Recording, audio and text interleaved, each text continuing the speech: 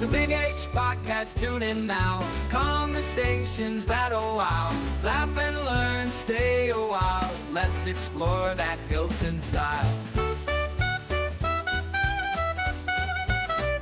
From the highs to the lows, every story just explodes. Mike's got questions on the go, diving deep from head to toe.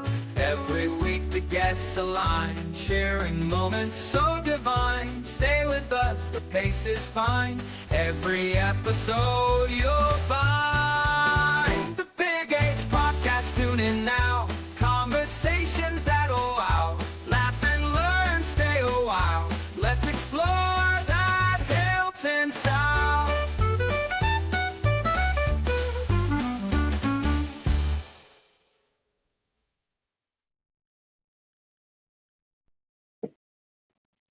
Joe Pechie, Hilton graduating class of 2008. Joe, thank you very much for being on the Big H Podcast. Where are you coming to us from today? Coach, thanks for having me. I'm coming from the Upper West Side, Manhattan, New York City. So you took your from the little village with a big heart of Hilton, and now you're in Manhattan, huh? I'm just a little kind of guy. I went from we're going to call Hilton the Little Apple, we'll call New York City the Big Apple. So, yeah, I went from Hilton, New York to New York. And, two wonderful homes that I love very much. Tell me a little bit about what that transition was like going from, a little village of Hilton and now a metropolis. What was that like? That's a great question. I mean, Hilton has so many things that are wonderful about it. There's community, there's people who you recognize, and you care about. And it's funny, like where we live in New York, we actually have a lot of those things as well. Our neighbors are very neighborly. We know them. We get to interact with them on a frequent basis. The people around the neighborhood you get to know.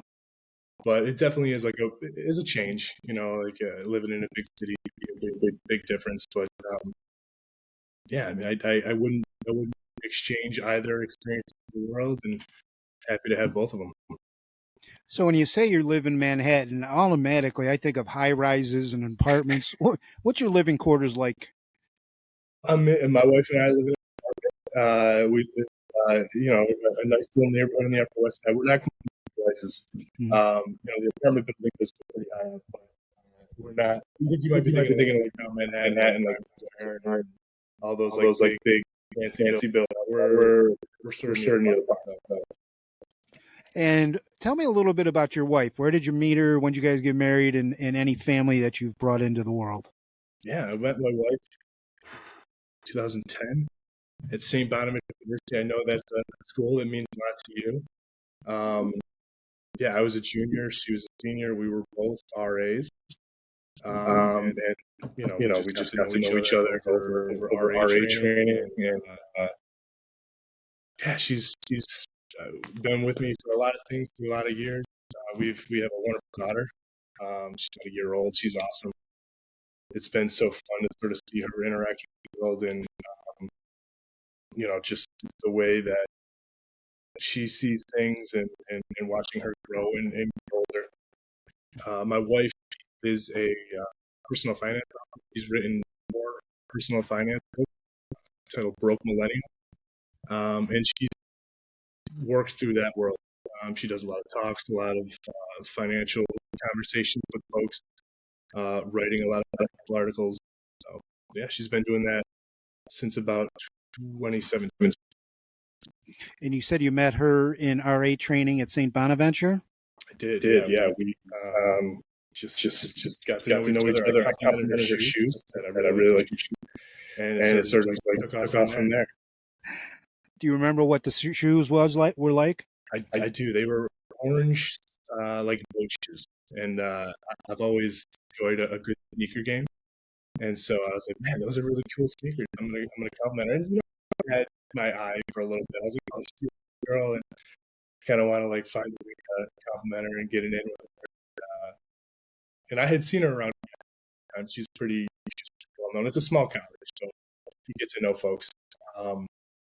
But I was like, hey, yeah, I really like the shoes. There's any way I can eat lunch with you? And actually funny, I sat with her when she was eating lunch with a group of her friends, and it was like a Chinese course they were offering in the dining, and I just like poured a massive amount of soy sauce on my dish, and she's like, "That's going to be really salty. I hope you know that." Like, that's okay. I'm all right with it as long as I'm talking to you. Exact. I love that line. I mean, I've heard a lot of lines. That is unique.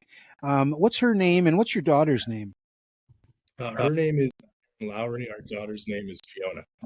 Yeah, Isn't yeah. that from Shrek? Did you get it from Shrek? We did not. No, it's just the name we liked. Very pretty name. So thank you. I appreciate it. Now, what was it like? You were an RA for both junior and senior year. I was, yeah. I don't know what got me to get into being an RA. I just think, well, they paid you. That was a major part. But I think I just wanted to do something a little different in college. I had roomed with former cat, former podcast extraordinaire Tyler Dietrich, who made that Bonaventure. We lived together for 2 years. Like, maybe I want to be a little different, support the freshmen and sophomores. So I was like, I'll try giving an RA. Tell me a little bit about what it was like to be an RA. I was an RA in Geneseo, and you're kind of like you want to usher in the freshmen and provide some programs and stuff like that. What did you do as an RA?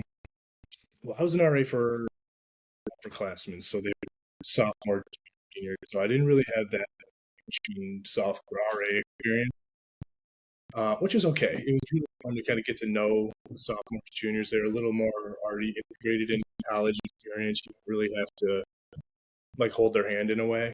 But it was fun, just get to know them as people, support them in whatever they really needed. I had fun with that. I met a lot of good people. Tell our viewers a little bit about what St. Bonaventure, Olean. What was that like? What the area? St. Bonaventure is a wonderful. It's beautiful. I remember going into my senior year of high school, and my mom had brought me, and we just fell in love with it. It's right in the middle, sort of nowhere between Olean and Allegheny. You walk around campus. I'm sure you've brought your daughter there. The architecture is great. You get such beautiful foliage. Winters are a little rough. You get hit with the snow pretty good, but it's just a fantastic college campus, and it's really insulated in a way that you're kind of like not near a big city. And there's the things to do are at Bonaventure, right? You find the club, you find your people, you find things to do around college campus. And for me, that was being an RA, playing intramural sport. The college basketball games, unreal. Boys and girls teams are amazing. You kind of just like find your people, and you find the things that are important to you, and you do them.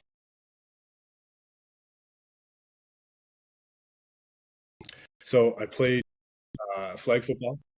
So Tyler and I were on the same flag football team for all 4 years. Robin Hood, because we lived in Robinson Hall.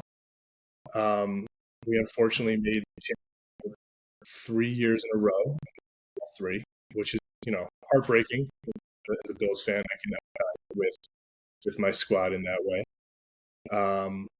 Played intramural basketball. They do I don't know if they do it anymore, a softball tournament every spring. We played that. Played intramural volleyball. They have a ton of options. It's cool to sort of get into a sport and play all that. And low stakes. It's kind of like playing intramural with some of your friends, and if you guys are bad, then who cares? And if you're good, it's a good time. So, yeah. Didn't Coach Foreman have like your St. Lawrence basketball jersey in his office? So he had my St. Leo's bio basketball jersey. I don't know why I did that. Man, I completely forgot about that. And I actually remember seeing it when I subbed at Hilton in 2015. But yeah, Coach Foreman, I played CYO basketball for my church. And so for some reason, I gave him my jersey as a parting gift. So Well, he had it on his wall above his desk till the day he retired, which was last June. So you definitely made an impression on him, Mr. Pechie. That means a lot.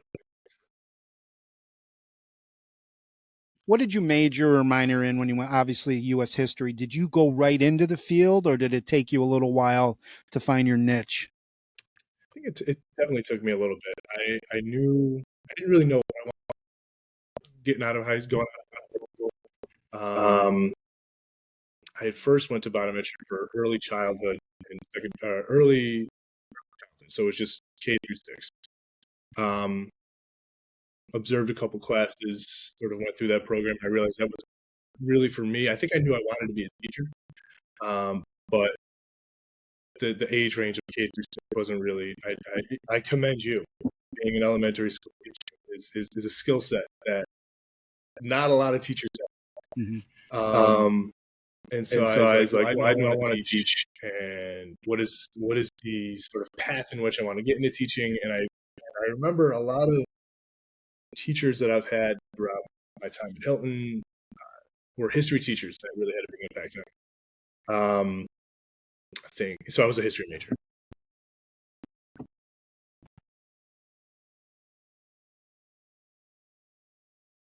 Oh, sure. I actually never had him, but Mr. Farr was just a. I remember he subbed for one of my classes once, and usually I wasn't one to do a lecture from a teacher, but I was just like gross the things that he was saying, such encyclopedic knowledge. I don't even remember what he was doing, but just it was the way he had for it, and this is really cool. And then Miss Sexton, my 12th grade government teacher, I remember this really stuck with me. She gave feedback on a essay that I did once. That was, I forget the exact words, but you have a knack for writing this style. Like you should move on with it. I was like, wow, that means a lot to me. And so like, Was that? Do you remember what teacher was that said that to you? Miss Saxton. Okay. Yep. Just like, and I really she taught, and she made the history alive, and yeah, that's just a few of Mr. Rob. Was a fantastic Hilton. Miss Waddy, I think, was my 10th global teacher. She just had such such kind of, because it's one history, it's one thing, command the room, the energy, the attention of kids in there. So, and she was just fun.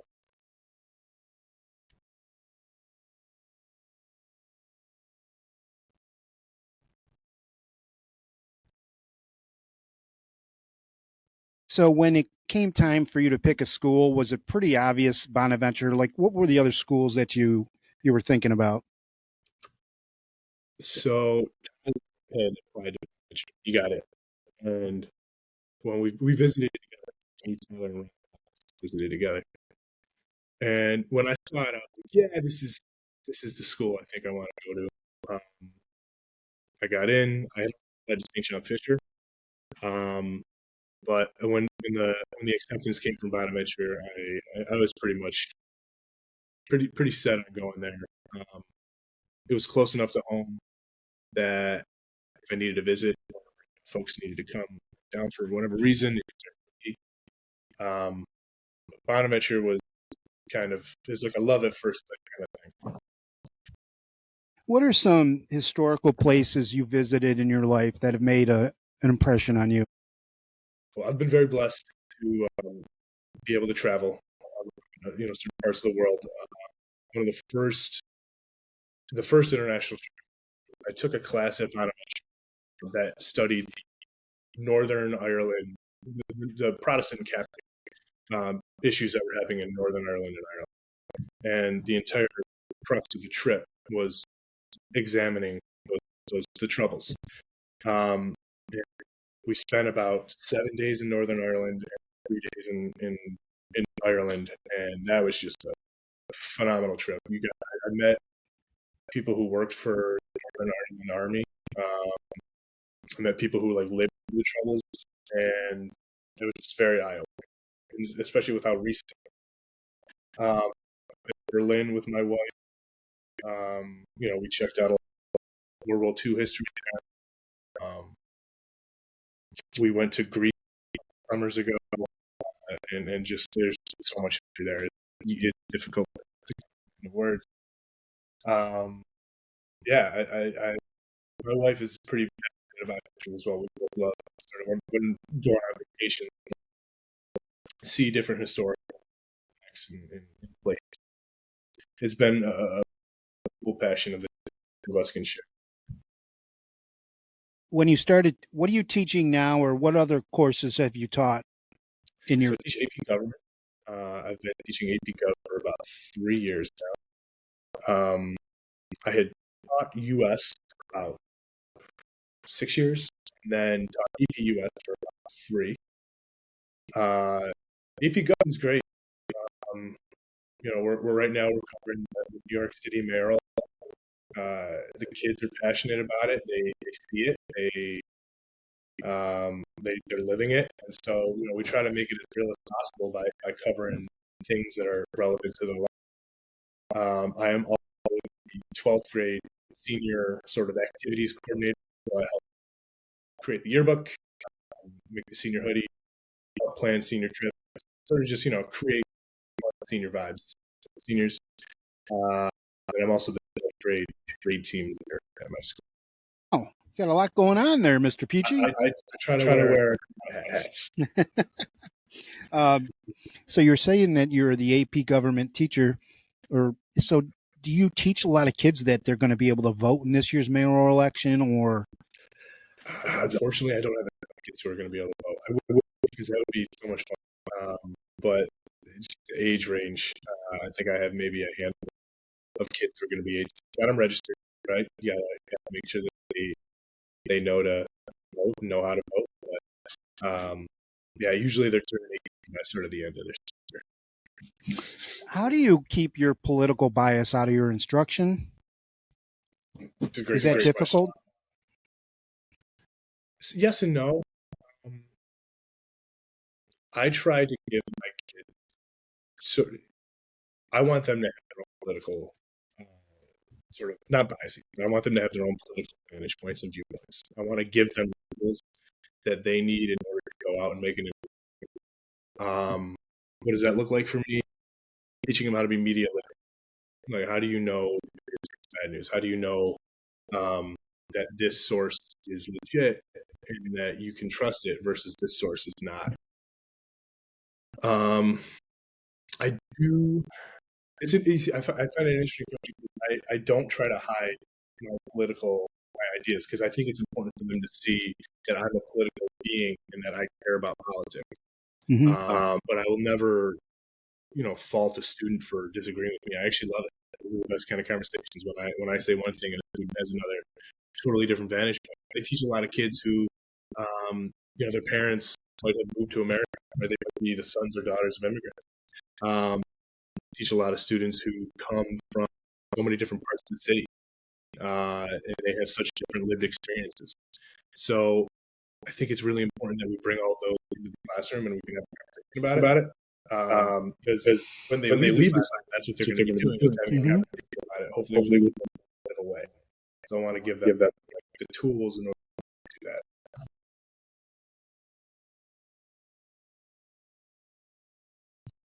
Mm-hmm. Big thing in AP Gov is the Constitution, right? And when we think about the Constitution, we have the freedom of speech, freedom of protest. And as long as you are engaging in your civic, duty and your civic responsibility of protest in the responsible way, it's a beautiful thing. It's actually funny. Yesterday, I don't know how she found it. A student of mine was canvassing for Zoran, and she showed up in my apartment. I was like, "Oh my God, it's good to see you!" Like, I was like so impressed and so happy. right? Because she's going out, she's doing the work, right? And for someone that's important to her. And so, back to your original question though, with the No Kings protest, as long as they're doing it, as long as you are engaging in your civic duty and you are making sure that your point is heard, but also heard in a way that doesn't impede on anyone, Right, or harm anyone. I think that's really important. now getting back to your your yearbook and the responsible for the trip and the hoodie. How's the hoodie coming together? Hoodie, it's slow roll. Slow roll? The senior activities in class, we need to get a little pep in our step. No, we've got some good designs. Yeah. We're going to vote Tuesday as a class, and then we're going to turn that to the rest of the seniors, and we'll hopefully get those ordered out by the end of the month, and we'll have those hoodies by February when it gets a little chilly. How many seniors do you have in your school? There's about 350 kids in our school, so I would say 80 seniors.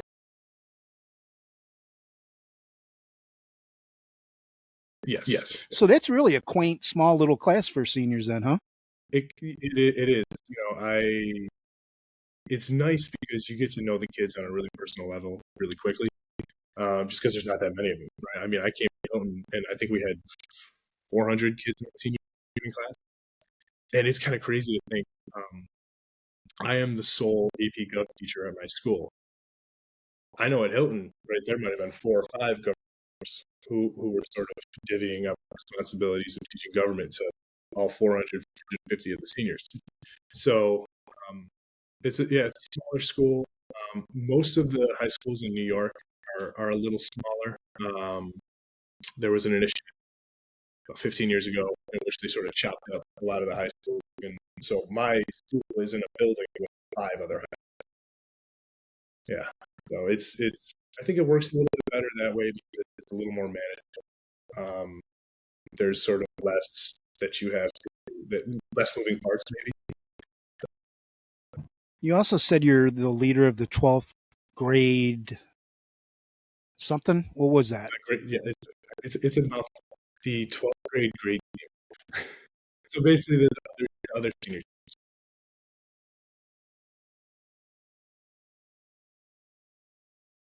Last year's senior trip was good, and we did 2 of them. We brought the kids to actually the largest indoor water park in North America. It's in New Jersey, American Dream Water Park, and that was a blast. Yeah, we had a great time. Kids did great. And then the second senior trip was not really what we thought it would be. It was a little too regimented. I think the kids had a little more freedom to go play basketball and to go on the rides and go into the lake. And that's what it was, and that's okay. So we haven't really chatted much about this year's senior trip. I think we're going to go with the water park because that was fun. Now, do you have to raise a lot of money for that, or does the school budget for their seniors? It's a little bit of both. So the school is able to support some of the students in going on the trip. Again, a senior class of only 80, right? There's a little more flexibility with what you can do with some of the money. But it's a little bit of the school things like education and the kids for the entry into the park. Now, tell me a little bit about the athletics, because you liked sports in high school. What's it like at your school? Yeah, so like I said, the schools are sort of one building, and we have 5 small schools, and all 5 of those schools combine to make we're the M.L.K. Knights, and actually pretty cool. The M.L.K. Knights soccer is one of the best in the country. The boys soccer team, we have had young men go to the University of North Carolina, full ride, Georgetown, Connecticut, and those are and so the soccer team is really fun. It's really fun to go to the games, and see them do their thing. Unfortunately, the way that New York City public school athletics work is they can't go to the state championship version of their sport, so it's just city championship, which is a little bit of a bummer because you'd like to see how they would match up against other schools in the state. But the soccer team is very successful. Can you tell me why? Why don't they allow him to go to the States? I don't know. I really never really know the answer to that question. Because I know Long Island schools participate in state championships, but the city schools, the New York City schools, don't know. Now, have you found yourself coaching or anything, or being supervisors or scorekeepers at events? Yeah, before my daughter I was the indoor and outdoor track coach, uh, and that was fun. The track team wasn't maybe as powerful as the soccer team, but we had fun. It was a lot of sprinting events. I really coached the throwers, the discus and shot put. But yeah, the track was fun. Did you participate in that in high school? I did. I actually ran track to sort of work on my steam football. But I turned out to be a pretty deep star. So we didn't have a coach. Actually, Coach Foreman came out and he would coach with me and Pechie and we were the throwers on the team. And he coaches. But I was on. Yes. What are some high school sports memories that stick in your head still? I mean, I played football for years.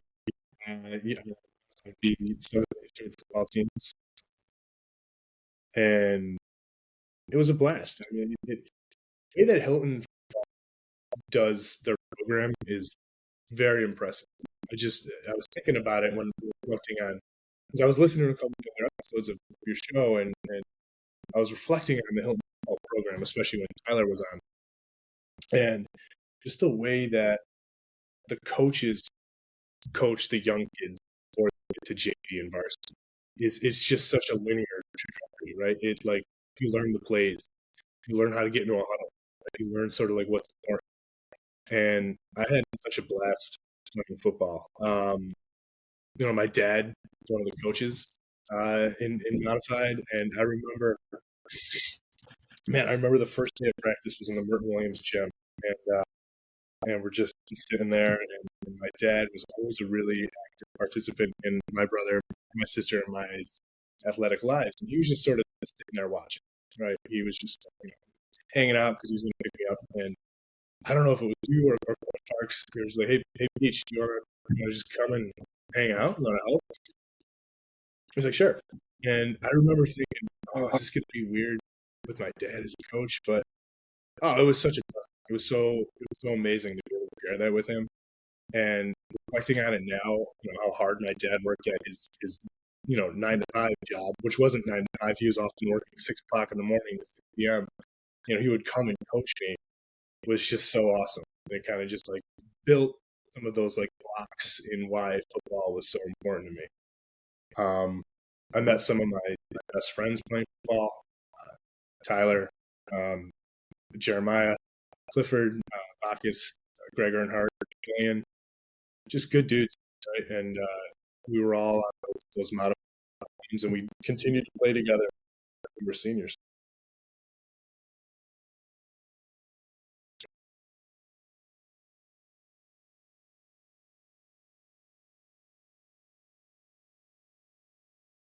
And you guys were good kids. You worked hard, and you actually won games. You mentioned your dad and your mom. What are they up to these days? Yeah, my dad still is at Kodak. I joke with him; he's going to turn the lights off at that place when they finally close. No, my dad, he's been at Kodak for 32 years now. He's a supervisor of the film division. He's worked in the film division all of his time at Kodak, and he's finally, he's worked really hard. I'm really proud of him because he's finally sort of getting some of his flowers for all the hard work that he's done. He's in a more managerial position. He's got that I we like to joke about with him. And my mom, she was for a long time she was the youth minister at St. Leo's Church, St. Leo's Catholic Church in town, and she loved that. She was phenomenal at that job. And now she works at Rochester Regional Health, is I believe she works at Rochester Region. Okay. And how about your siblings? How are they doing? They're great. Mike, my older brother, he also works at Kodak, making a little business. He's working he's also a supervisor in the film division, and he also coaches. He's the defensive coordinator at E. And so while I root for Hilton, I also got a spot in my heart for the East. Both of which are going to be in sectional, so they do. And Lauren doing great. Two dudes of her own. They're awesome. Nephews are the coolest dudes. Kids, they're just full of energy. But she's a co-director at there at the Y in Penfield. Is your brother Mike married, and does he have children? Mike's married. His wife Rachel. They don't have kids, but they have a fantastic pooch named Moose. Just this like bull of a golden retriever. And he's awesome dog. Do you have pets, or you're not allowed to in their Upper West Manhattan apartment? We have a dog, Tasker, named after should be in the Hall of Fame, Tasker. Tasker's great. She's great. She's about 6 years old. She's an Australian cattle dog, rat terrier, lab, pit bull mix, just a whole bunch of things. Fetch is her company. Okay. But, she's great. Yeah, she's Oh, Pechie, you're so personable. I can see why your brother and your dad are in supervisory roles too at Kodak. They great with it. I like to Dad, bring the donuts. Stop the rich donuts. Get those guys donuts. I still remember coaching with your dad, and we went to like on the first away game at Churchville, and we had a big jug of water, and I'm like, all the kids, of course, you guys are all nervous about your game, and you leave the water. Well, your dad, he picked it up. Oh my gosh, I think he had to carry it like 500 yards. No complaints though out of him. He's a strong dude. I'll give him credit. He's a strong dude. He can throw. Him and my brother. Have you ever seen my brother in person? You haven't seen him in a while. I do remember something about Mike. I remember when he was playing, and they were taking it on the chin at halftime, and he got into the halftime before the coaches did, and just kind of like read the team the riot act. No, it's not right. Mike was very good at football, and yeah, I'm not surprised that he went in there and went crazy, but yeah. And I remember Bundy, I forget, the younger Dodge, and he looked, he says, I love that. It was so cool. It was so cool. That's surprising he's a coach now. So. Yeah. And East, they're pretty good, right? They are good. They've had a lot of really good talent go through there. They got a young man at Syracuse, who's playing great.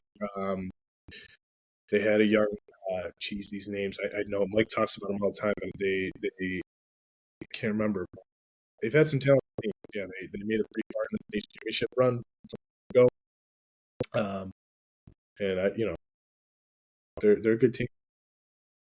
You got two high school teams you're kind of rooting for. Yeah. I was weighing what I obviously have to the Hilton football, right?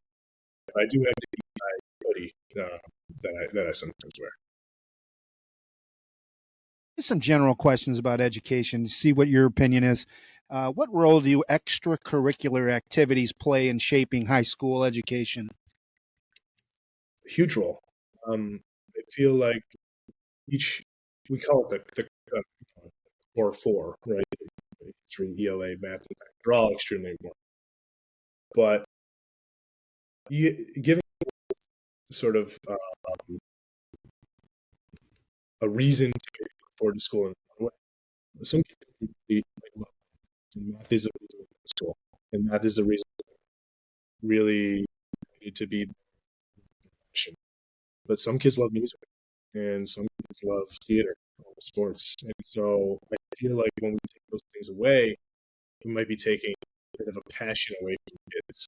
So, I'm all for making sure extracurriculars one day, and we have as many opportunities as we can, right? Even if we want to do the thing, give the kid the opportunity to do it. That might be the thing for that. Has your school district or school faced potential cuts in those extracurriculars, or have they been pretty much funding them throughout your years? Our school's done a pretty good job funded.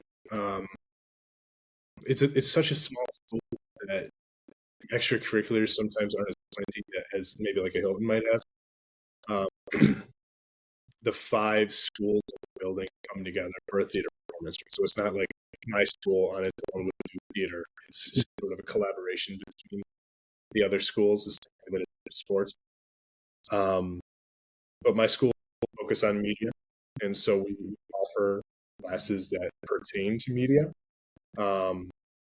There's a focus on making sure kids take art and kids have an opportunity to, and it's not just after school, right? You provide time during the school day for the kids to do that. Something you mentioned earlier in the podcast, you mentioned about media literacy. Does your school offer a course for that, or do the teachers kind of put a tangent off when they're instructing the kids in English, let's say social studies? I've sort of made it my passion to I'm the one who does that. I think it's really important, especially in a social studies classroom, to offer media literacy. But we must have spent like 2 weeks sort of just like looking at media bias, looking at the way that like you take a look at ABC, right, and how ABC owns ESPN, or not. I think it's the other way around. Like Disney owns companies. So like taking a look at some companies might have sort of like a bigger picture in mind when they're reporting on things. So I try to make sure that I incorporate that into classes. So I will continue it throughout the year to make sure that we're staying on top of it. Can you name any other reliable sources that you think are kind of cut right down the middle? So there is a site that I give the students. It's I think it's Ad Fuentes. I'm mispronouncing it, but basically it's media or source reliability, right? And you're going to plug that source in, and the New York Times is a good example, right? You write the New York Times, and it sort of shows you, does it skew right? Does it skew left? Is it more fact-based reporting? Is it more bias-based reporting? Is it more analytical, descriptive? So we'll actually put it on a chart and show you how reliable that source is. And so I usually make my students use that chart whenever they do research or look for anything. That is so valuable. What is the difference between historical facts and historical interpretations? And if you could give me an example. Yeah. Historical facts, I would say, is the primary source. It's as simple as maybe a primary source. A diary, a photograph, a recording, a speech. I think those are, because there's been plenty of facts that we've seen in history. And then what was the second term that you said? Is where I think we get a little muddled. Historical interpretations. Sometimes the interpretation might be correct, and sometimes it might be misinterpreted. Yeah, and then I think historical interpretation is just, people looking at those primary sources or historical facts, and then putting their own spin on it, or sort of putting their own interpretation on it. I think both are very valuable. I think with historical fact, you get a little more. These are terms I use in the but like descriptive level information, right? Like this is the who, what, when, where, what. And then with historical interpretation, I think you get a little more of the how does this impact people? How are we going to feel this with cause and effect? How are we going to look at this in 15 to 20 years? How is it? Why did it happen in the first place?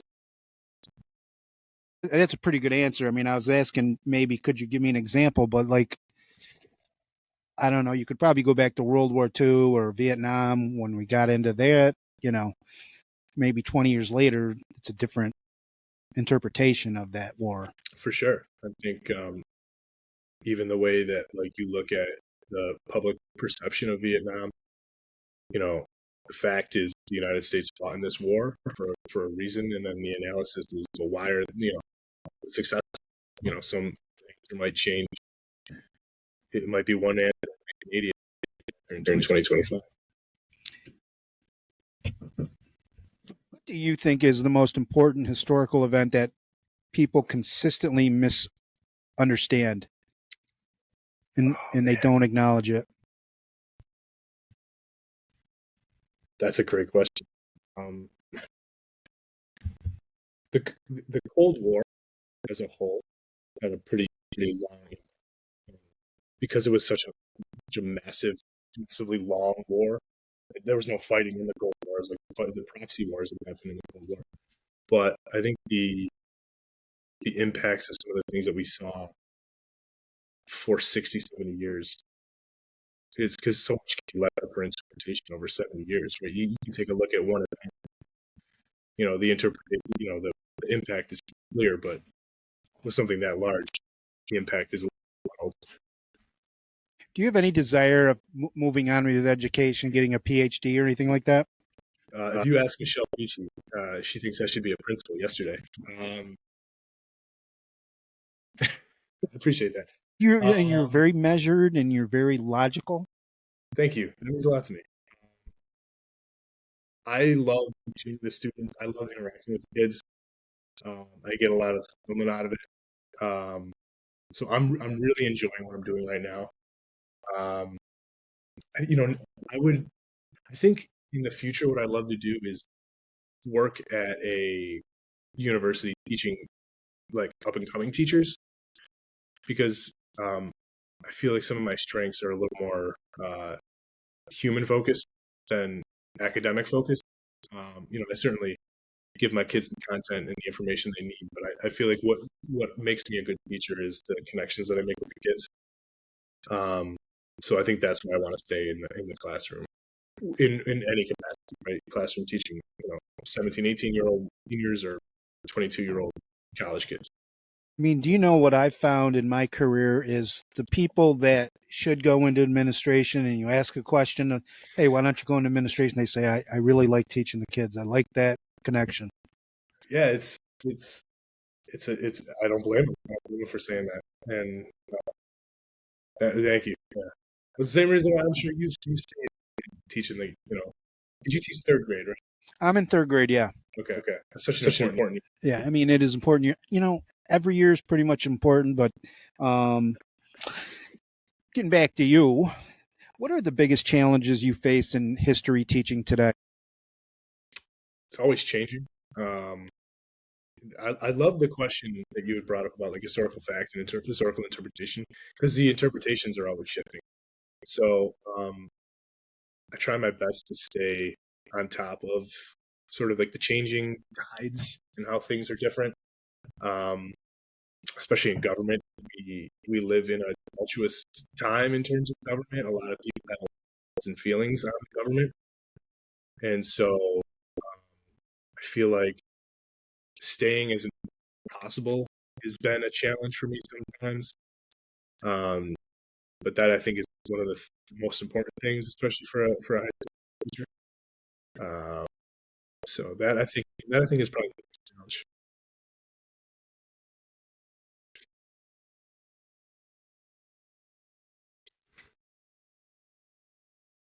Yeah. You're perfect as a history teacher, because I don't even think, you said earlier how it's hard for your political views not to come through, but you're also pretty measured in how you talk about them. Yeah, I appreciate that. And I want my students to leave the classroom to like that way as well. I think I want them, if they want to scream what's important to them, I want them to do that.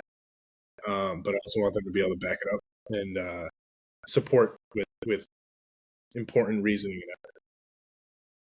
What is your favorite period of history to teach, and why? New York City is. I missed U.S. history for that reason alone. Have you ever seen the HBO show Gilded Age? What's it called? Gilded Age? No, I haven't.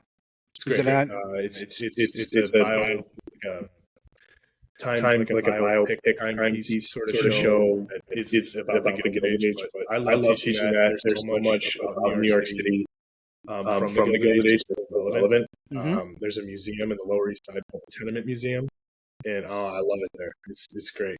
So teaching about like Rockefeller and Carnegie, because you walk down Midtown Manhattan, Rockefeller Center. You go by 15th Street and there's Carnegie Hall. So that time period in U.S. history and there was just so much wealth, and there was just so much, just so many things happening. So much of the groundwork for sort of like the government making sure that we're okay happened during that time period. If you walk around New York, these little each restaurant has a grade, A, B, C, or you if there's B, you're gonna be out of business. But it's like your health code inspection, like that's from the Gilded Age. That's from so many of the progressive era. So it's just like you see the Gilded Age in New York still in 2025. I miss teaching it. How do you keep your passion for history alive while teaching? Not just going through the motions of here's the facts. Like, how do you keep it lively? What's the spice in Joe Pechie's classroom? I get left. It's I drink a lot of coffee. Kids know I drink a lot of coffee. But I think making the real world application, trying to, if we're going to teach, so we're doing the mayoral race. Not a minute, one of the candidates is on free child care, and a lot of my students have little brothers. They have maybe like a 2 brother or sister. This is relevant. Mom and dad really use this if that's what they want. So I try to find a real world application, and just give them an access point to history. Don't just learning about people. Find a way to get them inspired because it's interesting to them for some reason. I think that's the accent. How has artificial intelligence impacted your teaching? I can't do AI. I don't. It's tough. I don't know, man. Look, if I Google something and AI pops up with an answer, and I can just plug that in, great. But I'm struggling with the AI stuff. I just don't get it. I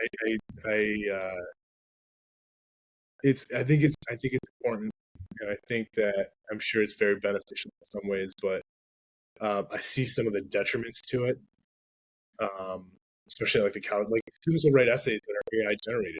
Come on, this is not us. There's no real thought in this. So I hope that education and AI stay away from each other a little bit. How do you implement technology into your teaching? Well, especially during the pandemic, technology was huge. You know this. The Chromebooks, the online learning. But today, students still have Chromebooks. And so, some lessons will be all on Google Classroom, where, I'll be like, hey guys, get your computers, the slides, the worksheet, Google Classroom. I'm just going to follow along with me, and it's a quick and easy way for them to do the work, especially if we're going to do a lesson, sort of like examining several different websites like New York Times, Wall Street Journal. Like if we're like bounced around to different places that have different information, I'll certainly have them use computers. Yeah, that's kind of how I get I'll use technology in the classroom.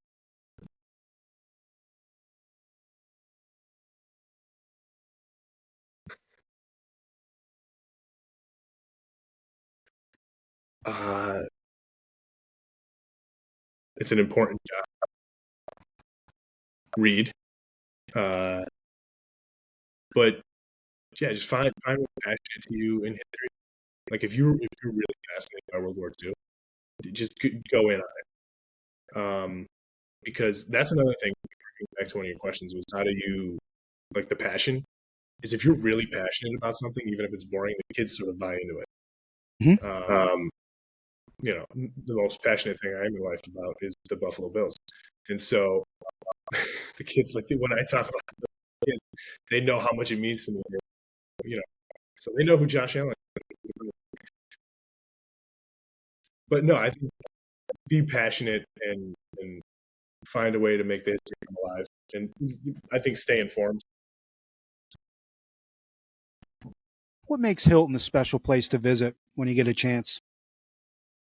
I think the community is really, really strong.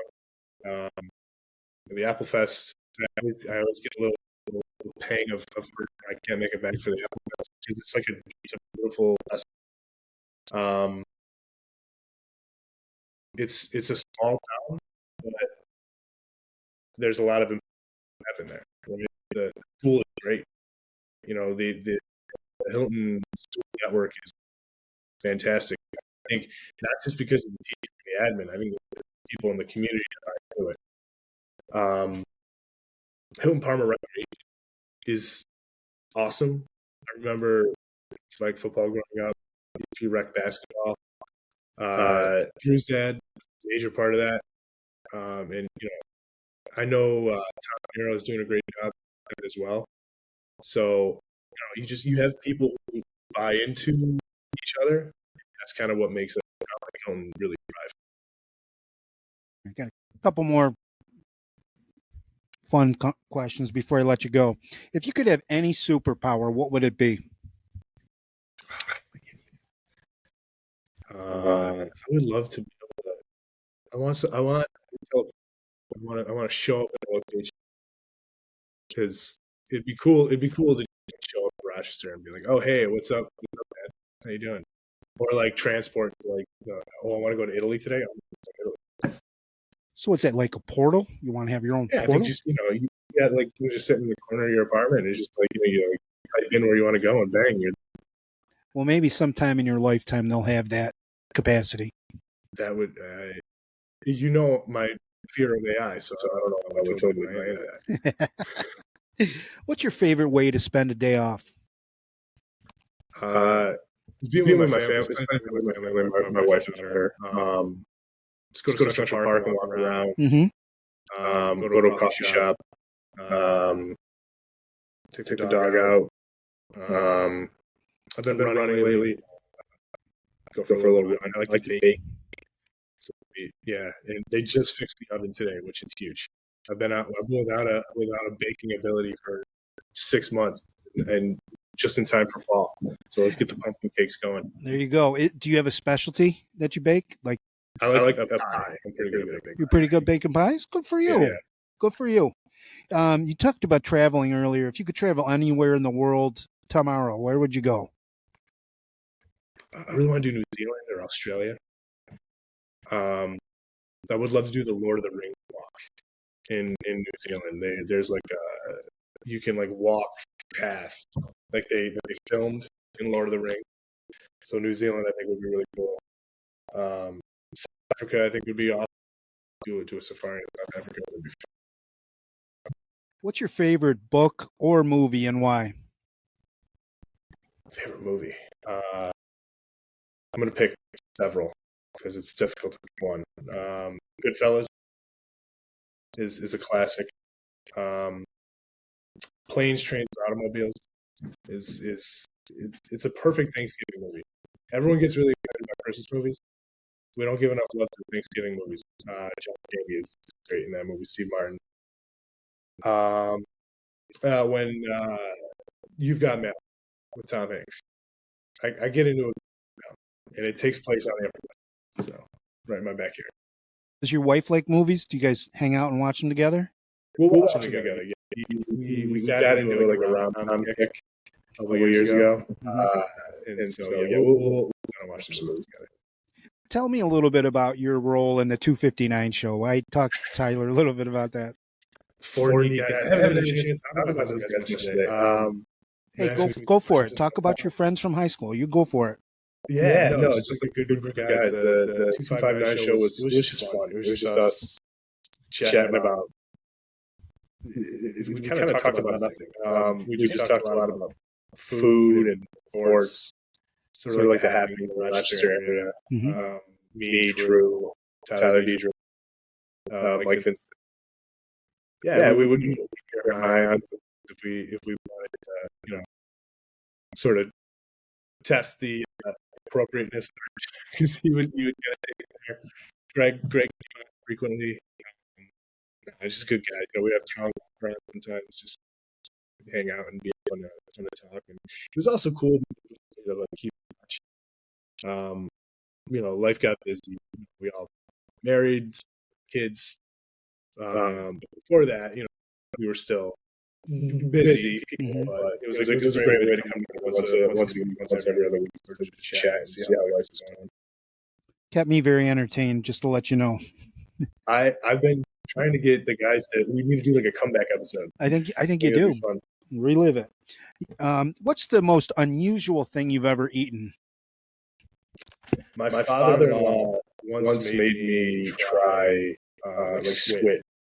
So Okay. we were at a sushi spot, and this is when my now wife, then girlfriend, we were about 3 years into dating, 4 years into dating, and my father-in-law came to visit. We went out to dinner, and we went to sushi, ordered some things, and he said, hey, why don't you try this? And it was like the squid tentacles, and it wasn't very big; it was tiny. But it's like, you know what? I should probably do this. Wasn't a fan. Was it fried or was it like? No, it was Ooh. raw. Oh, Yeah. so that's a good future son-in-law, though. I did what I could. What's your favorite food now that we got away from the most unusual? Go breakfast food. You'd sort of eat breakfast for breakfast, lunch, and dinner. Yeah. Give me a good New York City bagel. No kidding. With a little scallion, cream cheese, put a little lox on there. My grandma's meatballs. I had a lot of fun raising those. My brother and I do a pretty good job of cooking them. I'm sorry, Mom.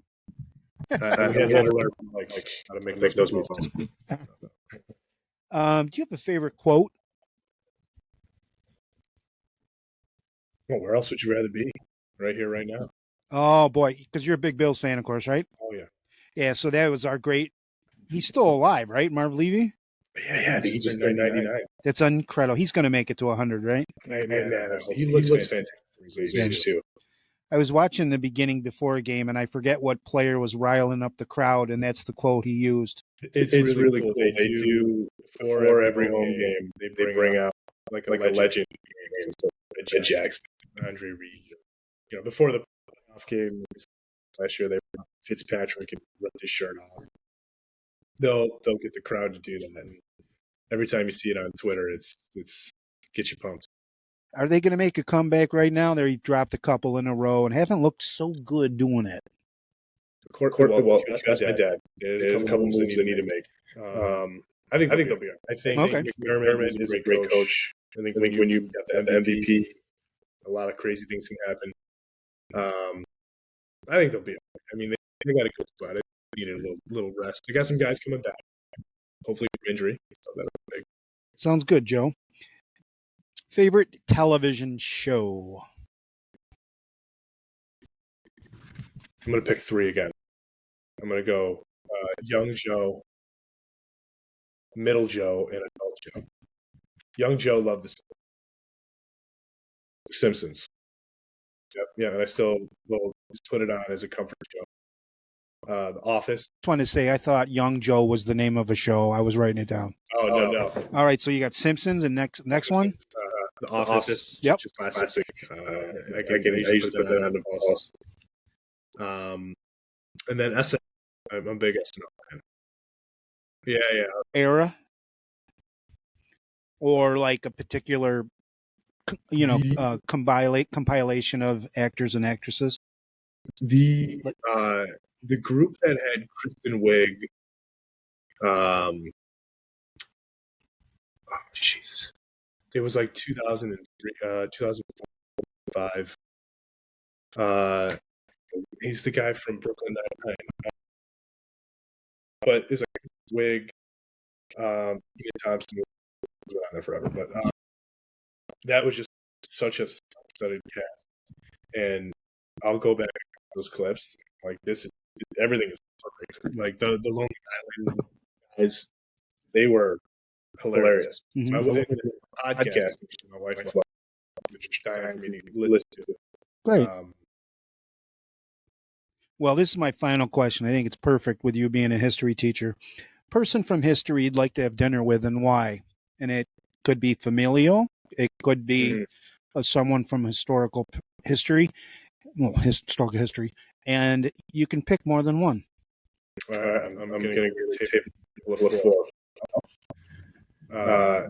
Historical pick. I think to pick his name about. Who's that again? Can you say his name? Delano Roosevelt. New Deal president, president, 4 terms in a row president. Man, the stuff he must have seen is insane. I always loved John Madden. He always just seemed just like such a good coach of the game. Yeah. And just like when I was 2003, I was 13 years old, got mad at him for the first time. I was like, this is the greatest game I've ever played in my life. And I was like, you want that on TV? And I'm thinking John Madden. My great-grandfather, Borio Rossi. I never got a chance to meet him, but I've seen photos of him. Fantastic head of hair. He just seemed like a really good dude. He was a Rochester police officer. Played semi-pro baseball. Yeah. And he just, I was really close with my grandma, his daughter. I spent a lot of time with my mama. She was wonderful. And if he's anything like her, I meet him. Well, Joe, I've really enjoyed our time together here on this podcast. I've learned so much about you. I think your future's bright, whatever you decide to go to, whether it's, working with your family, working more on your family. Any final thoughts? No, I had such a pleasure chatting with you. It's crazy that we've been talking for an hour. It seems like 10 minutes. We didn't get to talk about. He's so pumped for Bonaventure girls basketball. The ice, she's been doing things. But no, go Bill. Together, let's go Cadets. And what's the East team's mascot? They're the. All right. Well, let's do that. But yeah, Joe, your future's great. And I really appreciate you joining me on the Big H podcast. I wish you the best of luck in your future with teaching and your family. Thanks to the audience. If you'd like anything you've seen, hit the thumbs up button and subscribe to the channel so you don't miss an episode. Follow me on X, Spotify, Apple Podcasts at the Big H Podcast. Joe, don't go off after I press off here, but it's been a pleasure. Thank you for having me. The Big H Podcast, tune in now. Conversations that'll wow. Laugh and learn, stay a while. Let's explore that Hilton style. From the highs to the lows, every story just explodes. Mike's got questions on the go, diving deep from head to toe. Every week the guests align, sharing moments so divine. Stay with us, the pace is fine. Every episode you'll find